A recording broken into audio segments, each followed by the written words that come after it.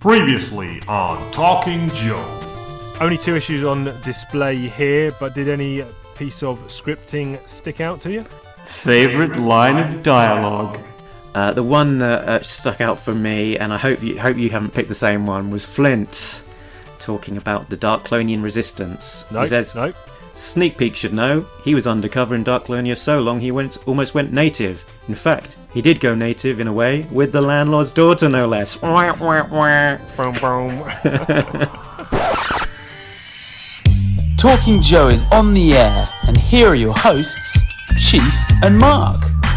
Hey, you've joined us, TJ95, 5 away from the big 100, and it's me, the Chief Doggy Dog, joined by you. And it's me, the M, the A, the R, the K, the Y, it's Marky. Yes, how are you, sir? Yeah, good. Hard work hard week of work. Yes. Lots of late nights it's again. Weekend play. Yeah. How are you? How's your week been? It has been okay. I had to pop into the office this week just to sort out some hardware stuff at work, and then swung by the old toy shop on the way home. Made some purchases that I didn't need, so discuss them later. But other than that, just rolling, still making the old diorama. Gonna do a bit more work on that today. Might put some pictures up later in the week, depending on how my progress goes. But other than that, just keep on trucking. And with the tumbleweed still blowing through the office, is it pretty deserted, or was the table tennis a go-go? No, I did have a couple of games of table tennis. That bastard Nandy, I cannot beat him. So I put a whooping on Jimmy B, easy potatoes. Yeah. But Nandy, he's a tricky one. He's got a real vicious flick backhand. So I'm going to probably pop in next week, if only just to give him a game on the table tennis. So. Has your game been suffering from not having the practice? Yes, it has, and I've got a couple of bats that I like to use. One with extra spin, one's kind of just more flatter, less grip. And the other one has a laser hand attachment for taking down your opponent. Yeah. Go gadget table tennis bat. Yeah, but a bit rusty, but that's maybe I need to get a table tennis table up in the loft. Hey, I tell you what, there is a space over in that corner. No, I'm telling you. Surely not. No, I'll tell you what though. I've been doing a bit of comic reading, and I've worked my way through in probably less than 2 weeks the Why the Last Man omnibus, which is about 60 issues. Yes, and. It stands up. It's a good read. Yeah, it'd been a long time since I read it when it came out, so it's always fun, sort of just not quite having this vague, half-remembered version of the story, and saying, "Oh right, yeah, okay." Yeah. I think I got the trades and I read it. I don't know when I last read it, but I have placed it on my Every Story Ever list. So I'll dig that up, and just for me and you and anyone else who's listening, next week I'll tell you where I placed it on that all-time ranking list. Cool. It's one of those ones which is, a bit like Preacher, where the storytelling isn't, in terms of the art, isn't particularly flashy, but it completely suits the story. And builds who's the artist? Is it? It's Pia Guerra, I think. Pia Guerra, that's it. Yeah. With a few guest artists in there as well. Yeah. Good stuff. I'm going to crack out some comics later today as well. So get back on that train. I'm a bit behind with the reading, but I've got the Jimmy Olsen Superman's Pal recent 12-issue series from Matt Fraction and Steve Lieber, I think it is. Good stuff. Get that on the go. But we do need to talk about something else, and it's time for that holy moly fiasco. Play that jingle. Action figures, we all love them, Action figures, oh yeah, they bring us joy in our daily lives. Action figures, yeah, evoking memories from our childhood. But now we're grown and we just can't stop. Buying plastic till our wallets pop. When will it end? Who can say? 'Cause action figures are part of our DNA. Some people say maybe we've gone a little wacko, but action figures bring us joy like a rainbow. They are so hot like a splash of Tabasco. Now it's time for action figure fiasco. Now it's time for action figure fiasco. This week in the action figure fiasco, I'm bending down to get these. I think have you got a Kickstarter for the single on vinyl? Is that right? Not yet. Okay. You've got both these figures, I believe. So figure 1 is G.I. Joe classified 6-inch line Red Ninja. I've got it on order, but it hasn't arrived yet, and I don't know if it ever will. I thought you pre-ordered that Wave 2. I did, but I think I got pre-ordered that one from Zavi, so not a dedicated toy shop there. So okay. Sorry, I thought you had it already. Right. I got 2. I got the pre-order Wave from Comics and Cocktails, and then I managed to snag another Red Ninja from Forbidden Planet a couple of weeks ago. But when I went back this week, because I was going to see if I could pick you up another one, they had none in stock. Too bad. I'm sure. Well, if it's meant to be, it will come. But you've got pictures. You're aware of the figure anyway. Yeah. I've seen the pics. Suffers from what a lot of these classified line figures do, in that a little bit loose in the torso, and they have these leg joints where you can almost pull them down to then go out to 90 degrees for the hip angle. He can do the splits. I've got mine literally doing the splits right now, fully splits. That's because you can pull the leg down and then you push it back up to almost pop that thigh back up into the pelvis. But what that does mean is the legs are a little bit looser than normal, and I find when I'm standing him up, his legs tend to slide out and he starts doing the splits by accident. Oh dear. However, I think this is my favourite figure from the classified line so far.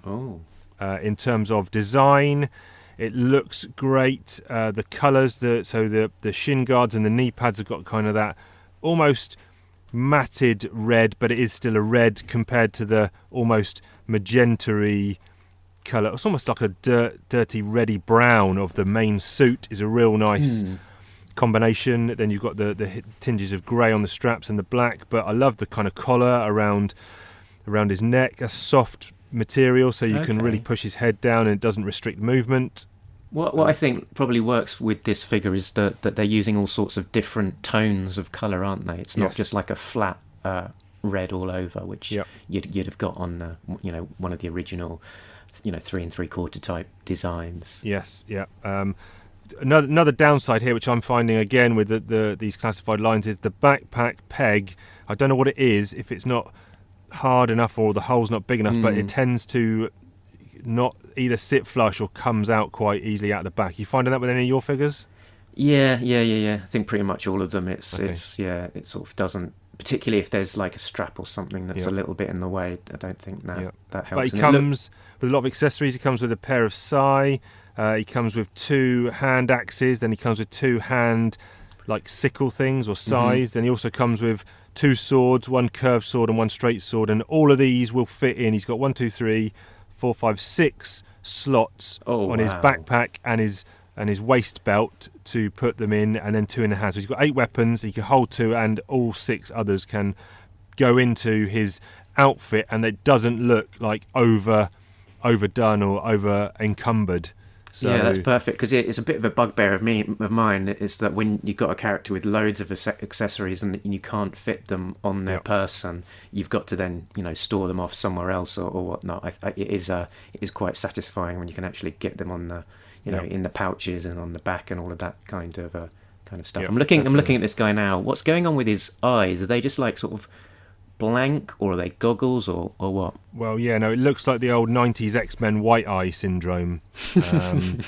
But this one kind of has, I think what's going across to the middle, because the one I've got now, I've got 2. The one I've got, it almost has a white line joining up the 2 like white eyes, so it could be goggles or something like that. Don't know, but I love the mask. It's a really, really cool design. So great figure. And I wonder, just with your sort of contrarian approach to these things, that the fact that they've kind of gone from the classic comic book Red Ninja kind of look from issue 21, and they've kind of just done their own thing and not tried to be, too faithful to what's come before. Whether that gives it bonus points in your book. I think it makes the figure more interesting. Definitely, if they'd have gone straight down that comic book Red Ninja line, there wouldn't be much to it. I don't think. Just be a guy in a red gi and with some weapons. It might look cool and everything, but you'd end up just with like the 3 3/4 inch Jinx figure, which is pretty boring. But there you go. Let's move on to another. I have got another figure. I think you actually have this one in hand. Well, he's in the box. I've not been brave enough to take him out. Okay. Now, what we're talking about here, this is a McFarlane Toys Warhammer 40k Ultramarine Space Marine. And this is from the new McFarlane line of Warhammer toys. It is so heavy. It's got really. I'm holding the box. It's got some heft to it, but the actual figure itself has got some real weight. Yeah, it's so good. I'm holding it now, and it's got. Okay, look, it's a big clunky figure, so limited articulation. I've got a knee joint there, about 90. I've got the foot. There's no swivel on the foot. There's a bit of thigh swivel, to be honest. There's a ball joint in the waist, which gives quite a lot of movement. The head, a tiny bit of up and down, but then a swivel, no tilt, a tiny bit of tilt left and right, and then these big shoulder pads kind of get in the way a little bit of shoulder movement. But how much superposing, it's not a ninja. I don't want him clinging from the ceiling, Spider-Man style. So he comes with a plasma pistol or a blast pistol, whatever it's called. Can't think what it's called in Warhammer. And then he comes with a chain sword. Bolt pistol. That's it. Bolt gun, bolt pistol. Comes with a chain sword, and then comes with a lovely ultramarine backpack. The paint apps on this figure are incredible. Probably some of the best paint apps I've seen on action figures. Like no paint splash going anywhere. The big crest, the eagle wing crest on his chest plate is phenomenal. He's got a silver skull on the top of his head. The eyes are painted green. It's so. I'm gonna have to get another one. It's so nice. Yeah, it's very solid. Very almost like sort of feels like a piece of plastic in its own right. Yeah. And you can get these. You can get these in the grey, the unpainted version. So if you want to paint your own Space Marine chapter, you can. I've seen a few examples of that online, and I'm not brave enough to give that a go. But hopefully they're going to do more down the line of more different legions without us having more chapters, without us having to paint them. But this could be. I think it's probably in my top 10 of all the figures I own. It's so nice. Okay, I think I might have to take it out of the box. I mean, I'm not a Warhammer 40,000 40k. So this fan. Wait a minute. This will be maybe something for you to talk about later. Because why did you buy this one then? It was a little bit of an impulse. I saw it, cool. And it looked cool. Yeah, and I thought.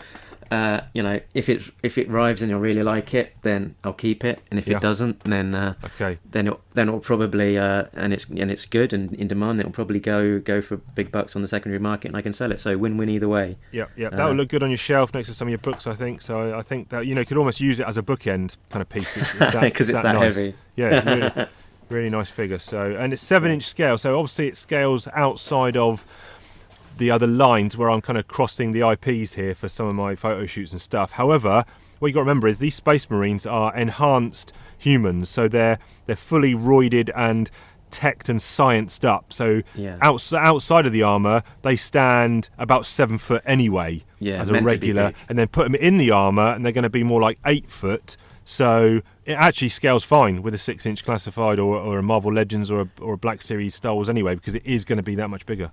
Do you remember seeing at the Thought Bubble convention the cosplayers of the Space Marines? Very impressive. Seen quite a few of those in different guises, and those guys go all out. So enough respect there. But a great figure, huge. Yeah, great figure. We'll put some pictures up on the socials. Good stuff. More figures next week. Haven't decided which ones they're going to be. Probably be another classified and then something else from another IP. But stay tuned for more fiasco next week. But right about now, we dig into the meat of Talking Joe, and that is talking about G.I. Joe comic books. Comic talk. Oh, comic talk. Barry Hammer writes them. Chief and Mark discuss them. Whoa. Comic talk. Oh, comic talk. Larry Harmer writes them, Chief and Mark discuss them, whoa! Okay, so this week we are covering 239 to 241.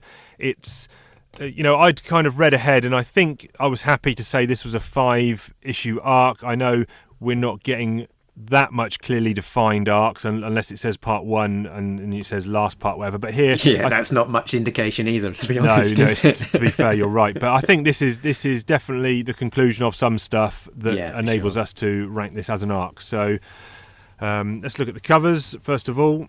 Favorite cover? Okay, so my favourite is the subscription cover by John Royal for 240, just because of the concept of that one. That's got Cobra Commander blasting his face onto Mount Rushmore in the background.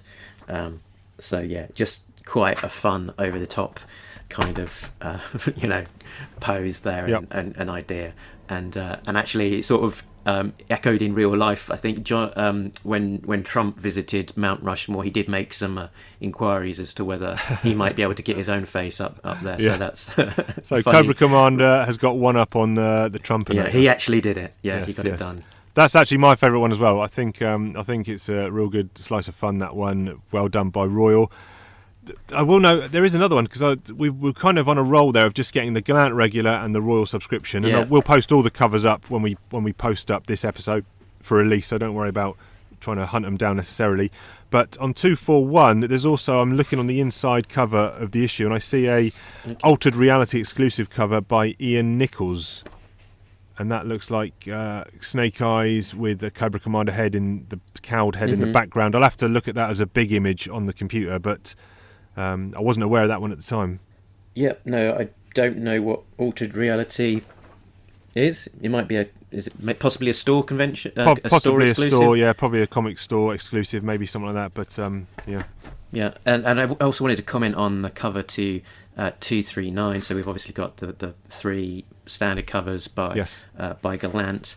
And 239 has got the sort of ninja tattoo symbol on the front in red, with kind of in the background against the symbol the faces of some of the characters. So Dawn, Snake Eyes, Storm Shadow, Zartan, Cobra Commander. But yeah, and Dawn is sort of cut across the symbol in a somewhat unfortunate way, such that she's got a little bit of a sort of a gap tooth look going on there, which is a little bit, I think, unfortunate in terms of the aesthetics of the cover. But let's dig into the inside. So, last time on A Real American Hero, Wild Bill, Lift Ticket and a crew of battle-hardened Joes infiltrate Darklonia in a daring support mission that quickly turns into an all-out air-to-sea battle with Cobra forces. The Joes are able to repel the enemy and soon rendezvous with the partisan leader, Werewolf One, who turns out to be none other than the enigmatic resistance fighter Katja, a literal blast from Sneak Peek's covert past. Elsewhere, Dawn continues to be hunted by memories from another past, this one belonging to the late Snake Eyes. As dark as her dreams are, however, it seems her waking reality is only getting darker. Meanwhile, Cobra Commander invites Destro over for a chat that turns deadly in a heartbeat, but Destro is not so easily tricked. I think they're kind of starting to ham up these sit reps in the front of these issues a little bit, but yeah. Yeah, with your reading in mind. Kind of 3 strands running through these 3 issues, so let's head over to the breakdowns. Plot breakdown. Okay, so over in Darklonia, the Joe team are continuing their mission and they're scoping out a revenge factory. The Joes carry out a snatch and grab on a truck driven by a blue ninja. They take down the truck with the blue ninjas inside, but Sneak Pete is hit. The Joes de-truck a mysterious crate of cargo and load it into their own van and make away. With Hiss, Tanks and Rages on their tail, Roblox, Spirits and Groz the Scrounger stay back to buy some time. The rearguard are able to take out the Cobra column with some red smoke, a bazooka, some grief from Roblox Marjuice, and a captured retaliation Hiss. Meanwhile, Sneak Peek is patched up by a Darklonian village veterinarian, but he doesn't make it for the second time. He is left behind to be buried as a hero of the Resistance, while the Joes take the Blue Ninja prototype back. And then outside Springfield, Dawn gets off the bus that she escaped on, where she gets a lift from a pedo, gets jumped by a patrol officer, and then finds an abandoned vehicle and ties him up in the boot. Meanwhile, at Springfield Airport, Senator Wendy Ling Torres flies in to visit the hometown of her aide, but is shot by Dr. Mindbender with a tranq dart and taken to be strapped down next to the unfortunate Mr. Wade Collins and his wife in the brainwave scanner, which is in the basement of the Springfield Community Centre, which plays a big part later on. Heather meets up with Dawn. They kind of come together, and then Heather, she's disguised as a Crimson Guard immortal. Dawn is disguised as the aforementioned patrol officer. They come up with a deal. Heather is going to help Dawn with using the brainwave scanner to get her life back, and Dawn helps rescue Heather's parents. Then also going on is Snake Eyes, Zartan, Storm Shadow and Demon Granny. They speculate that Dawn will want to use the scanner to ditch Snake Eyes' entity, but Snake Eyes will want to destroy it. So we cut to the start of issue 240, where we see the aftermath. We see dead bodies, destroyed HISS tanks in front of the Springfield Community Centre. We need the heavy hitters, whoever is inside, to shoot up 2 squads of alley vipers, a frag viper team, and half a dozen bats. As Destro and Baroness arrive, Viper is suiting up in the snake armour to do a recon. But as it goes inside, it's taken out by Demon Granny. In the basement, the Collins family is rescued and reunited with Sean. Dawn is told that she can't wrench Snake Eyes out with the machine, and Dr. Mindbender is plugged into his own brainwave scanner. As a squad of bats and blue ninja cyborgs are sent in, Dawn, with Snake Eyes in charge, takes them apart, dual-wielding Morning Light and Evening Shade. Zartan concocts a scheme to extricate everyone from the building, with a bit of help from the Dreadnoks and the Thunder Machine, fooling Cobra Commander into thinking that Snake Eyes was killed and making a getaway. Meanwhile, there are unintended consequences as Dr. Venom is downloaded into Dr. Mindbender's body. He mugs Fred for his suit and his wig, and he shaves off Mindbender's trademark tash before revealing himself to Cobra Commander. Yeah, that's it. That's all what's going down, and let's dig into little nuggets from all those plots. Talking points. Okay, anything really drastically jumping out at you that you need to get off your chest about any one of these three? Well, actually, the main thing that I wanted to get off my chest was that I was delighted to see something return to the pages of G.I. Joe. Can you guess what that was? Well, it's not the brainwave scanner, surely. We just haven't seen enough of that thing. It was just great to have it back. So, yeah. I don't think you're going to guess. It's the return of the opening splash page. Ah, yes, I did notice this. I think we had it for two issues in a row. We get it, and then it goes away again. Yeah, 239, 240 both open with the splash page, and I was only thinking before actually reading these issues that I loved that opening first page splash page in the original run. Some really great art there, and it's just a really nice way of establishing that this is a new issue. It's part of a chapter rather than just an ongoing graphic novel, a collection. And yeah, some great art on those splashes as well. So 239, what was that? That's the Greyhound bus sort of coming into Springfield and getting stopped by the police. And 240 is really good one. Actually, I remember seeing Brian Shearer posting this up on Twitter at the time that he had done it, and thinking, oh, that is a great page. Yeah. And smash down at the community centre. Yeah, the smash down. Yeah, it's got a load of Vipers up front, sort of behind cover of vehicles, and a guy laid down on the ground with a sniper rifle. Burning buildings, Mamba helicopters in the sky. Yeah, just so when you've got an opening splash like that, you can just fit so much flavour into it. And actually, if you're still while we're on this page, did you notice on it this sniper lying down? Any bets on who that is? What, the Crimson Guard? Well, is it a Crimson Guard, do you think? Oh, you think it's Heather, do you? No, well, I think that is a miscoloured frag viper, because of the sash that is on his back, which you don't get on the Crimson Guard, so, and actually does feature on the frag viper. And the helmet is a little bit off, but there isn't a sort of dedicated sniper trooper per se in the Cobra Legion, as far as I'm aware. Discounting the Night Viper. So yeah, I think that should probably be a more of an orange Frag Viper. Interesting. Interesting. Yeah, there we go. Well, that's getting into the peanuts out of the poo there. Yep. But, No, that's all good. That's all good. I did have one note on my bit. I've got more than one note today, in fact. But I got what the first one says. Ugh, revanche. That was actually my first Was it? note as well. Yeah. I wrote heart sank when I saw the word revanche. But there we go. Yeah, I mean, it's Larry can't seem to move away from some of this stuff, can he? No. Yeah. It's keep on going back to the same thing. Another raid on a revanche factory. Yeah. We have seen that a few times, to be fair. How do you feel that? How do you feel the Dark Lonia stuff plays out? I mean, are you, it's kind of standardish fight scenes, I guess, and then you get a bit of tank battle, which is nice, and kind of concludes with the sneak peek stuff. Yeah, so I mean, I think it's a nice sequence. It does feel a little bit rushed, perhaps. Yeah, I think it seems to have.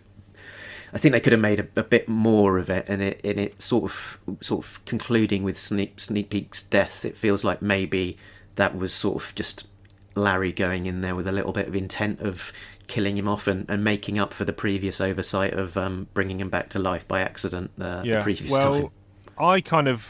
I wasn't sure he was dead. Oh right, okay, interesting. He doesn't really die on panel, does he? I mean, he's on. I'm looking at it now. They're taking some bullets out of him, and then they reference it, I guess. Well, Flint's got his dog tags. I suppose Sneak Peek didn't make it. What I actually surmised was they're all in on it, or Flint's in on it, and Sneak Peek was still alive, but they're pretending he's dead so that he can go off with Katya and have this life outside of Joe. Oh, interesting. Yeah.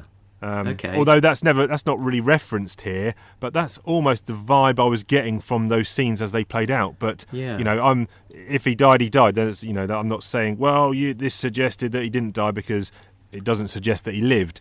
But that's how I kind of read it in my head. But no, it's a good take, and it would allow for them to come back and revisit it. And if that was indeed the case, then I think that would be a very good idea. Or I'm not even not that I'm not open to it, but I don't even need a further Sneak Peek living in a civvy life. I'm happy if they just finish it here and we never hear or see from Sneak Peek again. That's fine, because it kind of leaves it open-ended either way. But yeah, it would leave it open, but I think that would be the straw that broke the camel's back if Larry brought him back again. It might be, but yeah, there is that kind of unofficial rule of comics that if the person doesn't die on panel, then they're not dead. Yeah. But so yeah, I hadn't really thought about that, but it's an interesting take on it. Another thing I do want to talk about is, why is Destro taking the field command and taking the lead on this assault on the community centre? Is that just? I guess they're just a bit rudderless in terms of who is there. It's Cobra Commander, and I think Destro kind of knows how inept he can be when he's in sort of field command. So good shout. I think as the most senior Cobra there, going in, taking command. And Zartan is now invisible. Is that right? He's got that ability. It appears so. Okay, just checking. Because I'm trying to find the bit. Doesn't he sneak up? Well, you're not going to find the bit, are you? Because he was invisible.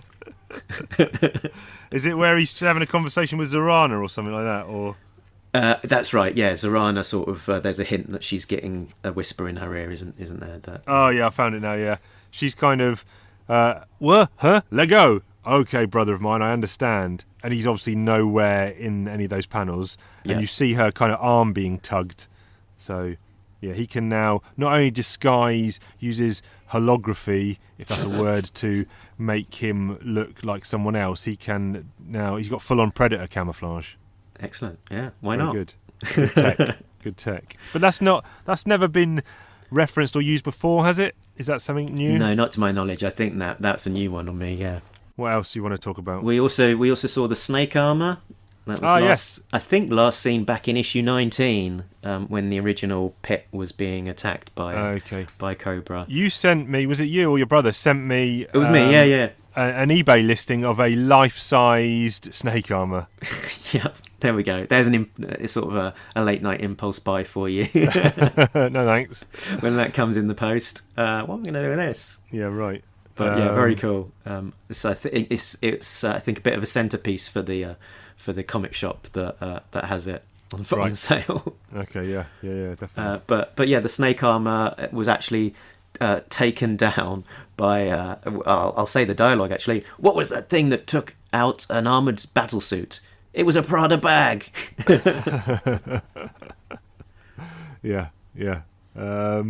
There was another thing I kind of wanted to touch on, is that they keep referring to Snake Eyes, as in original Snake Eyes, as if he's a living entity, as if there's this kind of living, I don't know, what would it be?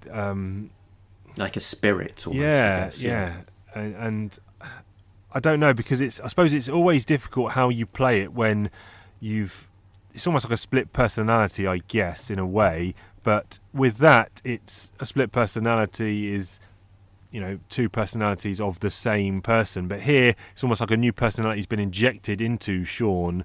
But they keep referring to the Snake Eyes entity as if it's something that can be pulled out of Sean and put into a body and brought back to life, or something like that. I don't know. Out of Sean? Out of Snake Eyes. Out of Dawn. Jesus, okay. I don't know what's going on. Out of Dawn. Sorry. Sean Dawn. Got to have a system. Out of Dawn. Yeah, that makes more sense. Yeah. And the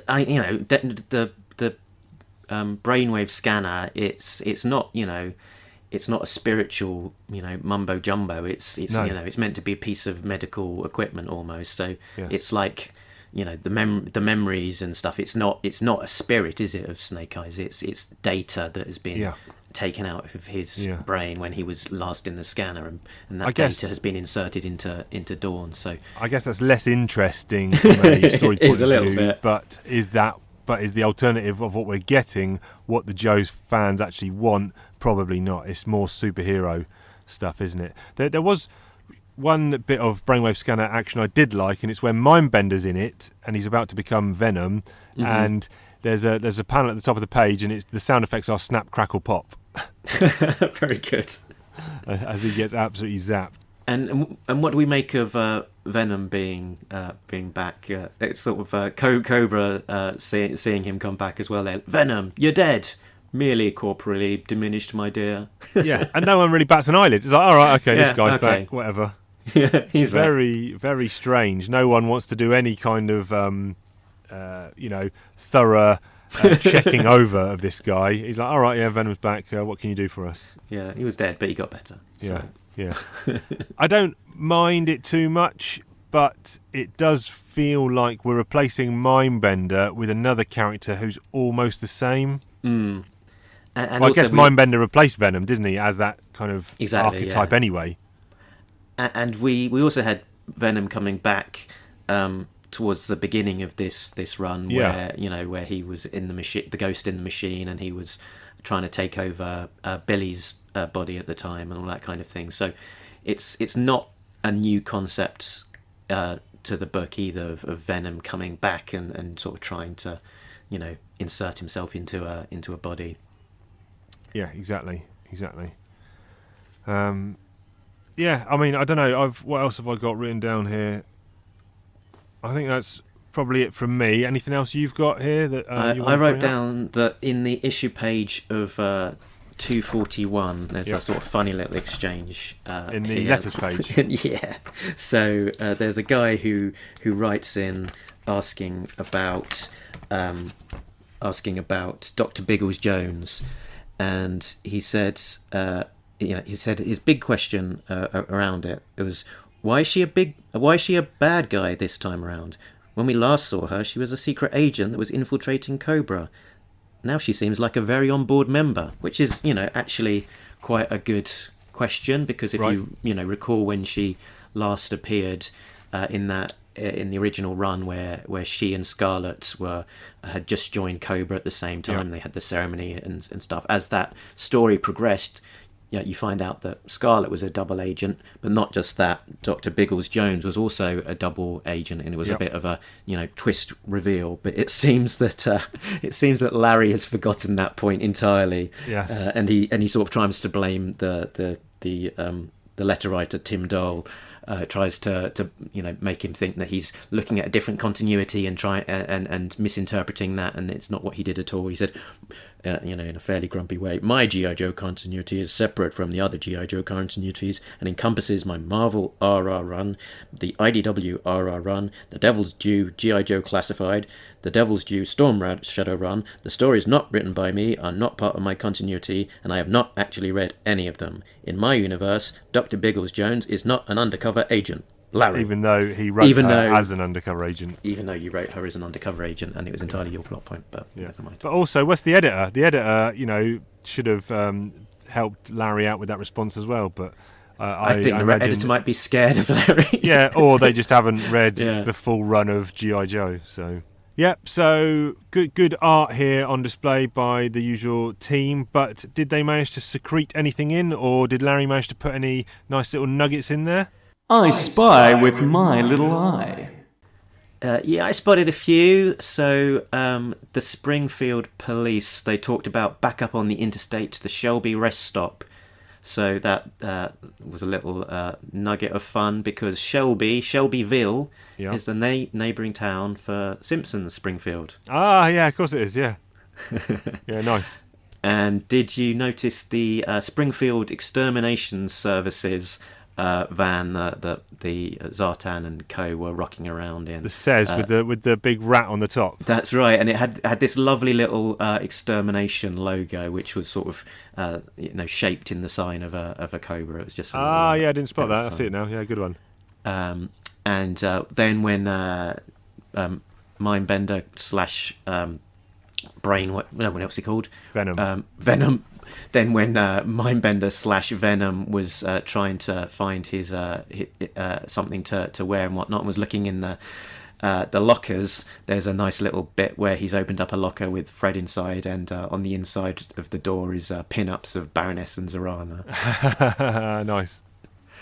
And then a little bit of a no prize but somewhere to be had here when they talk about the alley vipers and bats being deployed to wipe out the people inside.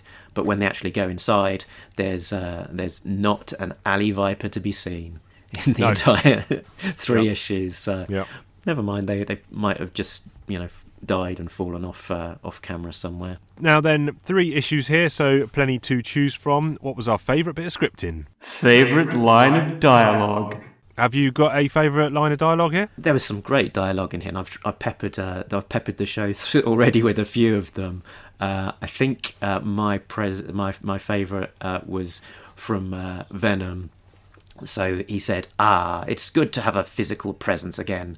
But why is this body I am occupying dressed like a clown? Half naked, wearing a cape and a monocle? Yeah, that was a good one. That's a classic. I think I probably had that one as well as my favourite, but I've gone for a different one in a different kind of vein. It's where the Joes are over in Darklonia and they're waiting for the enemy to come over the hill, and they're all facing the reader with their guns pointing towards the reader, and it's Spirit Roadblock and is it Grozny the Scrounger, whatever his name was? That's and right. Spirit says, "We can do this, Roadblock." And Roadblock says, "Piece of cake, Spirit." And the Scrounger says, "Yes, it's a good day to die." So bit of melodrama there. So yeah, a couple of good ones there. I really like that Dr. Venom one. But but who was the standout character?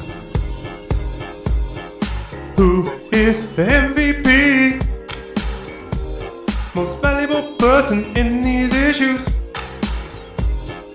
Who is the MVP? Is it a Cobra Joe or the enemy? The good guys are the Joes now show counter-terrorist force, but hush, it's on the down low. Pages of this book, go have a look. We're searching for guys or gals that have the hook. The hookup being the best thing in the story, chomping up scenes front and center allegory. And let's not forget about those cats named Cobra, sipping Dom Perignon. Are you sure they're sober? Brainwave Scanner is back, gonna be messing. Big CC and Destro teach a lesson. Talking valuable, can we talk the dreadnoughts, grape soda, chocolate donuts, and then the jukebox? Who is the MVP? Most valuable person in these issues. Who is the MVP? Is it a Cobra Joe or the enemy? Right, have you got an MVP for these 3 issues? I struggled, but what did you come up with? I did land on one. I went for Dr. Venom. Right, just in terms of just some of that, chewing on the scenery when he's really sort of doing some of that, his dialogue. There's a lot of fun to be had there. So sort of coming back with a bit of a bang and quite a few sort of comedy moments there. Yeah. I think I went the same as well. Even starts off on that last page on 240, that last panel where Mindbender's getting out of the chair and he's got his like thumbs up. And he's like, and Dr. Venom lives again! And there's Venom's picture all over the screens. And from that point on, like you said, any scene he's in, he's just like chewing it up. And he can kind of get away with anything at this stage because he's newly brought back and he can kind of act however he wants, act like a right jackass. So, yeah, Venom for me as well. Cool. Right, good stuff. We need to yo-jo it actually first before we move on. So these 5 issues, 3 this week, 2 last week. What's your yo-joage going to be for this, sir? I quite enjoyed these ones, so I'll go in with a 7. Those great splash pages, some nice action sequences. I think a lot of fun to be had in these 3. 7 from Marky Mark. Chief is coming in with a 6. The book is starting to lose me, unfortunately. So hopefully Larry's got something cooked up in the next few issues. I know we've got some coming up around issue 251. We've got some one-off special missions. So hopefully that'll buck the upward trend or buck the downward trend into an upward one. But we'll see. Next week, it's a 2-part storyline. So that's issues 242, 243. So stay tuned for that nice little 2-parter, which I believe is based on something else you told me. Oh yeah, that's right. It's I think inspired by some true life events plucked from the headlines. More details next week. We'll discuss in more detail when we get to it. Yeah. Good stuff. After talking comics, we need to go back for our second round of Toy Talk. So it's Toy Talk. Mark talks about toys, ho ho. He talks about G.I. Joe. He talks about all the toys from the comic book and the animated show. Mark talks about toys. Mark talks about toys. Okay, so there was never a Dr. Venom figure, I think there might have been actually, was there? I think there was eventually was it maybe a toy pack or something, but I'm pretty sure there has been a Venom eventually, but there wasn't in the original run. Okay, I could have done. You could have done. Quite a lot of Dreadnought action here. Well, not quite a lot, but more than we've seen recently. When they assault that community centre, we see Ripper, Buzzer, Torch. Have you picked? I'm going to say you've picked the Thunder Machine. Oh, right. Bing, bing, bing. Is it? There we go. Yeah, boy. Yeah. So I've just pinged you on WhatsApp some photos there. Chances are this probably has been covered on Toy Talk by one of the previous co-hosts, but it's been a little while since it appeared in the book, and it features quite prominently. You have all of the Dreadnoks, plus Zartan and Zarana and all of the Joes secreted about the place as they make their exit from the Springfield Community Centre in there. So this one came out in 1986, and it's I'm picking my favourites a lot of the time when I'm doing these Toy Talks, and this is very much one of my favourites.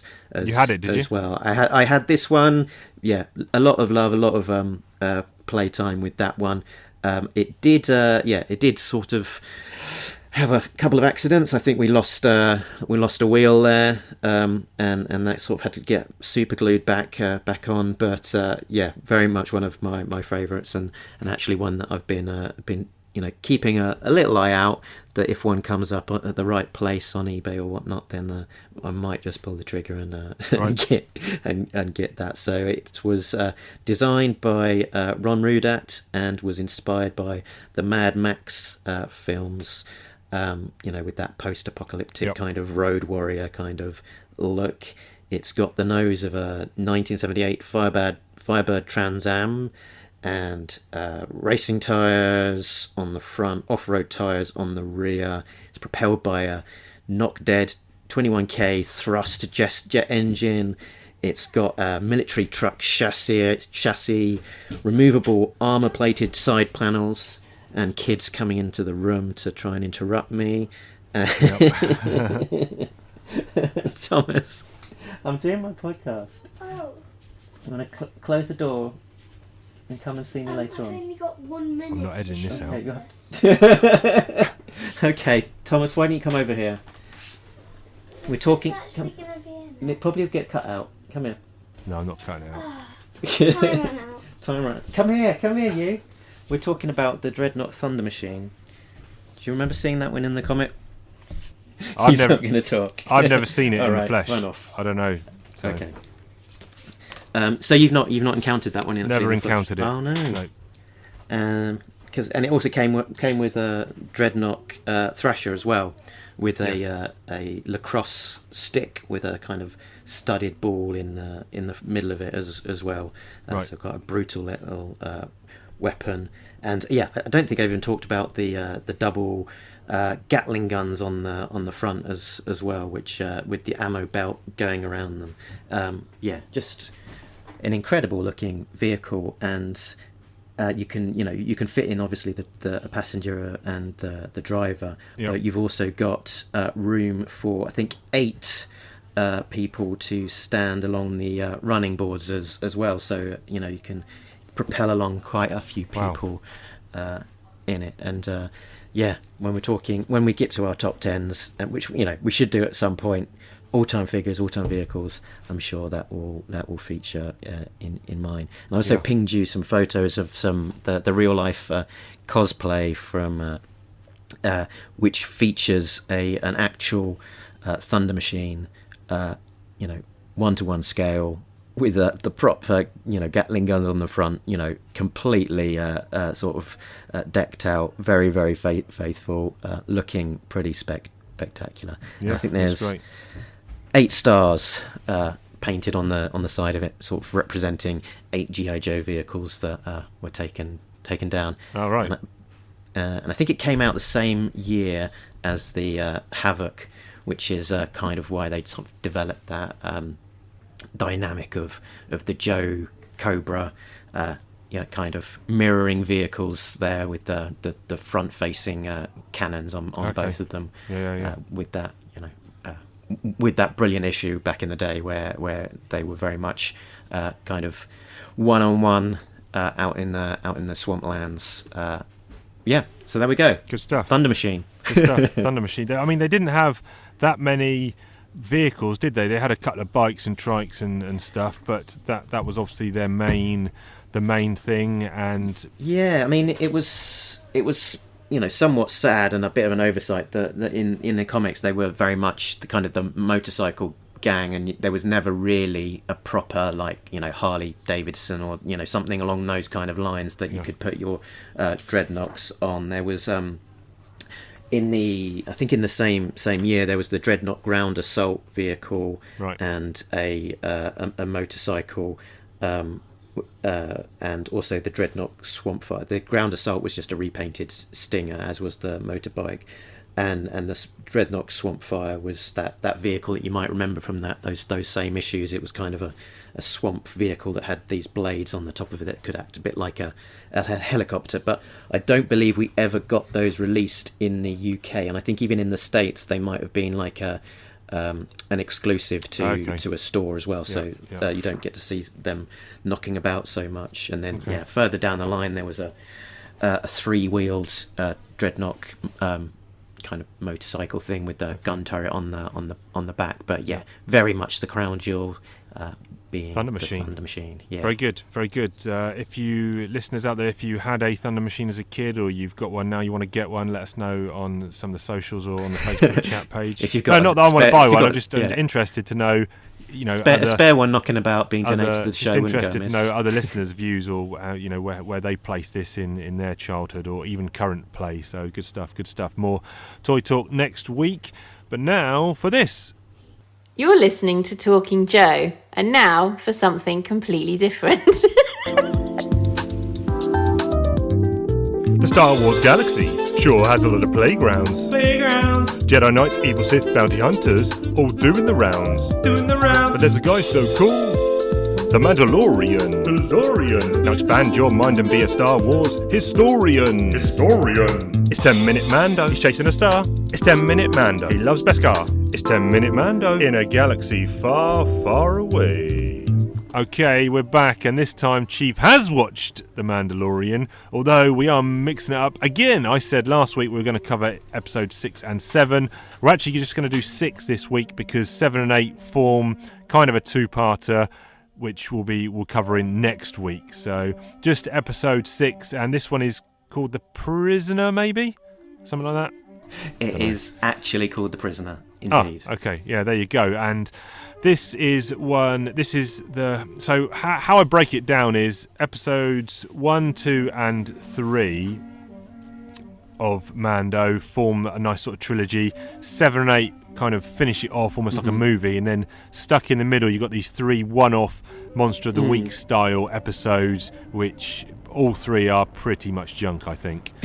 So this one I was going to say remember- one and done, but junk is another word. Okay. This one I remember watching when it came out and actually really enjoying it. Like Ben was telling me this episode 6 is a load of rubbish, and I was like, no, this is a good one. This is a good one. Having now rewatched it, I've gone the other way. So for me, I like that first 10-12 minutes where Mando's getting the job. He meets up with the old beardy dude who tells him about the job. Meet the crew. I like a motley crew coming together. With separate. You got the muscle, you got the brains, you got the whatever. I kind of like that setup. Very comic booky, isn't it? You see that in pretty much any comic book where teams get formed and come together. And there's always someone who's just good with knives in those kind of crews. Always a knife expert, the techie guy. We got the droid here, and they're putting the plan together. Extraction of a guy. But then once they get to the prison ship, it just all goes downhill. Just for me, the scripting became bad. The action sequences were very slow and not well choreographed. I thought the acting and storytelling was very poor. Obviously picks up at the end when you see those X-Wings. That is goosebump moment, but that's 2 minutes. But all that stuff in between, just not for me. Oh, harsh. I really like this one. I thought it was great. Okay. It reminded me a little bit like one of the sort of the big one and dones of the sort of the later Clone Wars episodes. Yep. In kind of the setup.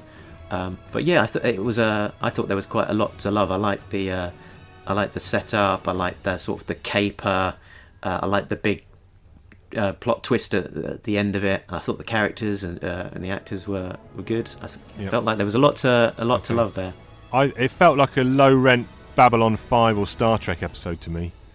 I don't know. It just didn't feel Star Warsy. Although I tell you who I did like. I liked the woman, the Twi'lek, the obviously knife expert. I thought she played it well, but the baldy gunslinger dude, I thought his acting was poor, and the droid was moving around with too many human motions. It looked like a man in a suit rather than a robotic droid. Liked his look, liked visually, liked his appearance, but his actual movement. Yeah, I like the droid Zero, voiced by Richard Ayoade, off of Travel Man and the IT Crowd and whatnot. He had the Boba Fett's rifle, and he had that sort of like webbing on him with the ammo belts or whatever it was that was on there. I thought And what was that? He's like doing some kind of hunt the Baby Yoda thing around the ship that lasted forever. What was that all about? And then there was no urgency when they're in the prison ship and the guys hit the button and he's like, right, we've got 20 minutes before the rebels the resistance turns up. But there's no suspense after that. They're just casually walking around. Right, you go and kill the Mando. It's like, no, fuck that. I want to get on this ship and get out of here and not blow up. Yeah. There wasn't a huge amount of urgency in terms of that ticking clock for them. But yeah, I thought it was fun the way that that Mando eventually sort of takes them all down one by one. Yeah. I like the bit where he's taking down Mayfield and creeping up on him, and they've got the sort of flashing sort of strobe lights. Yes. And as he's walking down the corridor, he's sort of progressing that bit closer each time before he eventually gets him. Yeah.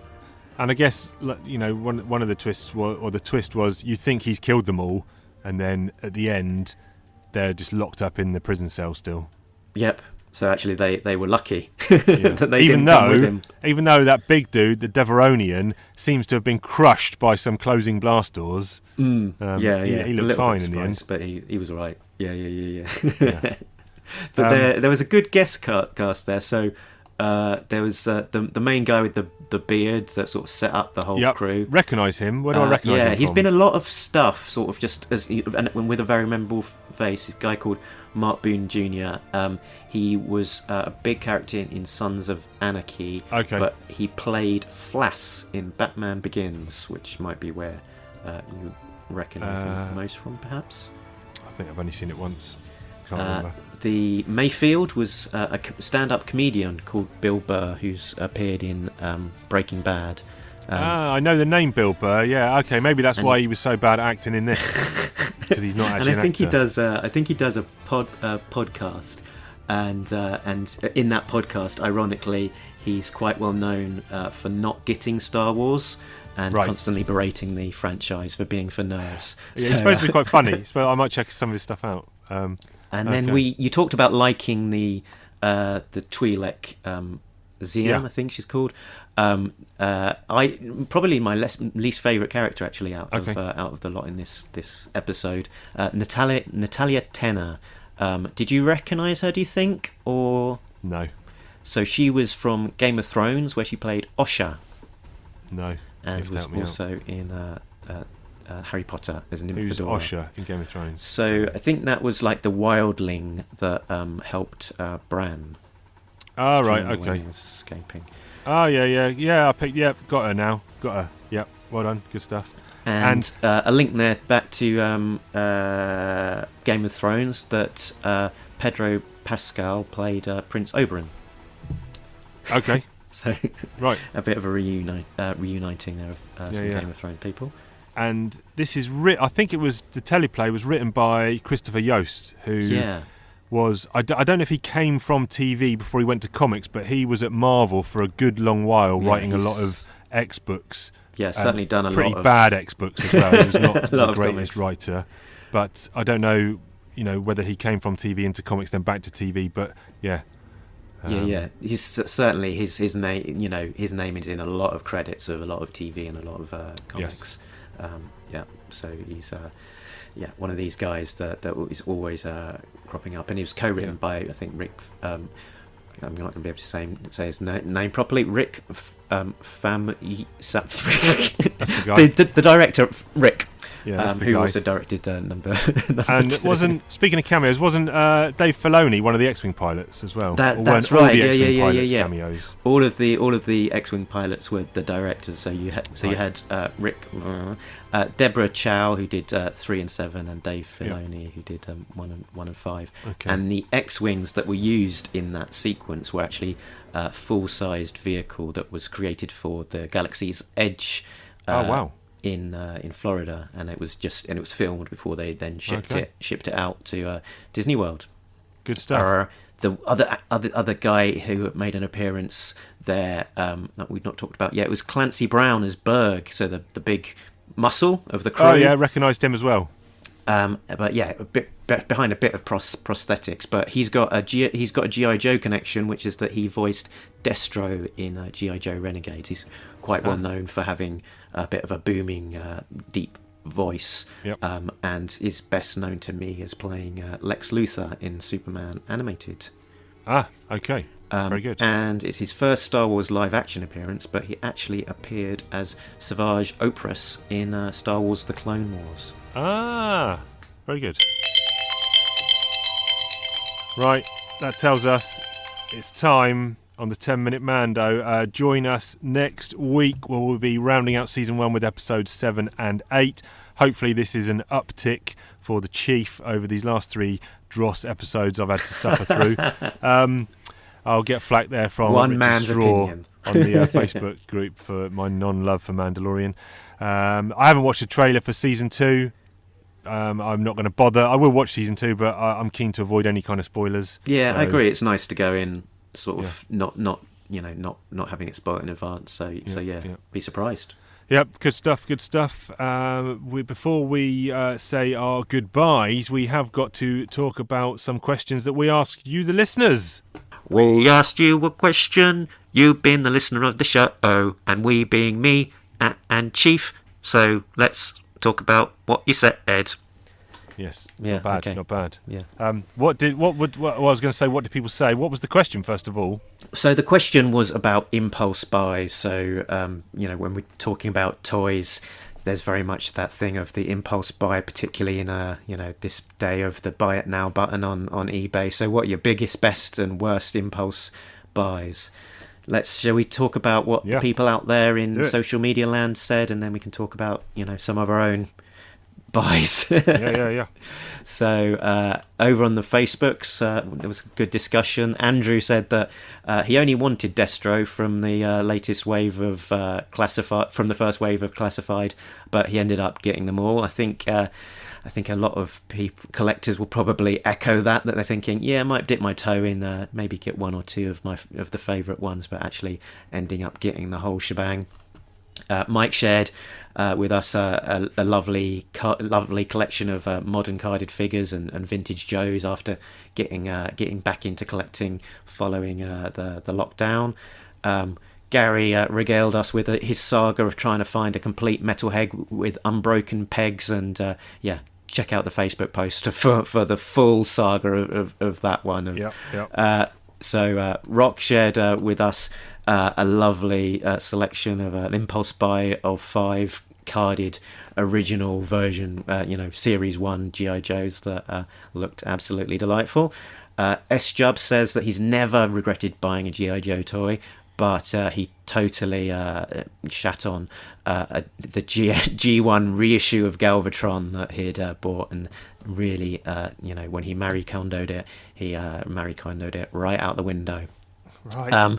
So Phil over on Insta said that he hasn't made any impulse buys yet, but could totally find himself in a situation where he has a rattler follow him home. Like that. It's like a dog following you home. Can we keep it? Yeah. Where did this thing come from? It's just, Hillbilly Harper said that one of his most recent impulse buys was the 1,000 Toys Abe Sapien, which of course got me looking at that on eBay as well. I've got the Hellboy version of that, but that Abe Sapien is looking pretty sweet. I've not seen it. I'll have to have a look at that. Dangerous question to be asking and getting ideas of what you need to get. Friend of the show, mate Myla, classic reply. I used to get all gooned up and then wake up the next day to find emails from eBay saying my orders are confirmed. My whale was acquired during one of these goon sessions, so no regrets there. yeah, very good. A little nice bit of colloquialism as well. Goon session, why not? Yep. May also retweeted us and asked if there were any Flagger impulse buyers out there. Wow. And got a few replies there. Strato Viper 72 was in a toy store and found one and never thought he'd see another one in such great shape, so just went there and got it. And GI, that is an impulse buy. It's got to be one of the biggest ones, hasn't it? And GI Gary says that he's previously bought 3 collections and paid handsomely every time. But those collections included a Defiant and 2 Terradromes. So, sounds pretty sweet to me. Yep. So over to you, Chief. What impulse buys would you like to share with us? Impulse buys. I'm going to keep it broad. So on Thursday, 2 days ago, I was in Forbidden Planet in London and I saw a Wedge Antilles Black Series reduced to 15, so I bought that. Had no intention of buying that character, so bought that. Then yesterday I was reading the Star Wars Darth Vader series, the comic from Marvel, the first Kieran Gillen run, and the introduction of BT-1, the murder kill droid. And so after reading that comic, I went on eBay and bought one of them. Had no intention of buying that yesterday. And from a G.I. Joe point of view, impulse buys. So from the 6-inch line, I guess I was always going to try and get as many figures as I could. So no impulse buys there. Well, you say always, but you were a little bit, slow off the mark. You didn't do no. season... So I was slow. I didn't get them when they came out, and I'm still trying to peg down where my 6-inch buying, which started on August the 23rd of this year. Oh, crikey! I'm trying to peg down what started that frenzy. And I still don't know, and what made me turn the corner on wanting to buy all the Joes as well. I'm racking the chief memory banks, but there's a corruption in there somewhere, and I can't think what it was. But impulse purchases, I've had Skeletrix impulse purchases in the last several months of just seeing a car and like, oh yeah, I'll buy that car without no sort of planning. But lots of impulse purchases from me. What about you? Yeah. So I'm a member on some of the Action Force and G.I. Joe Facebook groups and that kind of thing, and I occasionally look at eBay, and there's been a few recent impulse buys. There's been I bought a big collection of some of the comic book packs, the carded figures for those, and I bought a collection that included how many Dreadnoks? The 3 classic Dreadnoks and one Zartan, again in the sort of the 25th anniversary modern look, which is on my bookshelf. Just this morning there was a guy that posted up a lot of G.I. Joes for sale, and I was like, I'll just have a look at these, and I've replied to him saying, can I have Night Creeper, Footloose, Dusty, Major Blood, Ripcord, Tomax, Alpine, Vega, Cropmaster, Rock and Roll, please? Jeepers. Okay. You're worse than me. Yeah, I did hold back. There was this really cool looking Dreadnought set that was on eBay the other day, and that was on for I think £250. Right. Which sounds like a lot, but wasn't necessarily too much given the volume of figures and bikes and things that they had on there. If someone else hadn't bought it before me, I probably would have done it. I was very close to pulling the trigger on that, but yeah, slippery slope. Yeah, but and obviously the Space Marine you bought the other day, Oh yeah, that's an impulse purchase, isn't it? So we're not just restricted to G.I. Joe here. I find, well, me personally, it's I collect quite a few different IPs, so that's even worse, because that means there's more for me to impulse buy, and also I go to the extent that you did, where you're not even into Warhammer, but if you see something looking nice, and that's kind of the same with me, like my Ben, he's now getting fully into Black Series, but only Black Series Star Wars. Friend of the show, Dave Faceman, he's good, he has strict requirements, so he will only collect this figure line or this scale, and he has an X amount of budget per month, so that restricts him from buying things outside of his plan.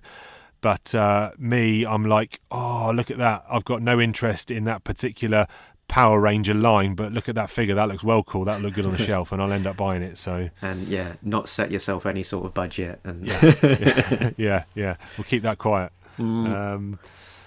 So I think no one's immune to the impulse buy, are they? Which is but there's a hit of adrenaline, isn't there, when you potentially see something that you weren't planning on getting, and you're like, oh yeah, that looks nice, I'll get that, and you buy it, and you get a buzz when it arrives. As long as you don't have buyer's remorse, that's fine.